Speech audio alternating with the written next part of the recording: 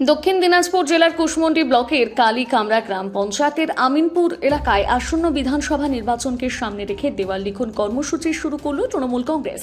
শনিবার সকাল থেকে দলীয় কর্মী সমর্থকদের উপস্থিতিতে এলাকা জুড়ে শুরু হয় নির্বাচনী প্রচারের এই কর্মসূচি। এদিন কর্মসূচিতে নেতৃত্ব দেন কুশমন্ডি ব্লক তৃণমূল সভাপতি করিমুল ইসলাম। উপস্থিত ছিলেন ব্লক সংখ্যালঘু সেলের সভাপতি আজিবুল হোসেন, কালীকামরা অঞ্চল সভাপতি বুধুর উদ্দিন আহমেদ, উপপ্রধান শামশের আলী, জাকির হোসেন সহ অন্যান্য দলীয় নেতৃত্ব কর্মীরা।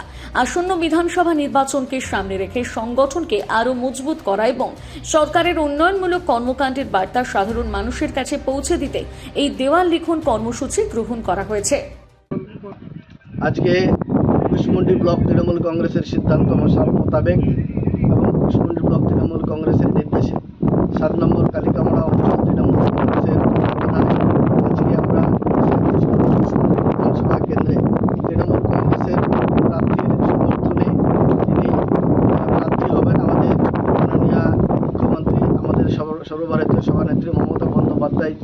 তিনি যাকে প্রার্থী করবেন তার সমর্থনে আজকে তার নাম বাদ দিয়ে আমরা শুধু প্রতীক এবং আমাদের যে স্লোগান লেখা, সেই লেখা দিয়ে আমরা আজকে আগামী 2026 সালের যে বিধানসভা নির্বাচন, সেই নির্বাচনের দেয়াল লিখনের মাধ্যম দিয়ে আমরা নির্বাচনের প্রস্তুতি আমরা শুরু করলাম।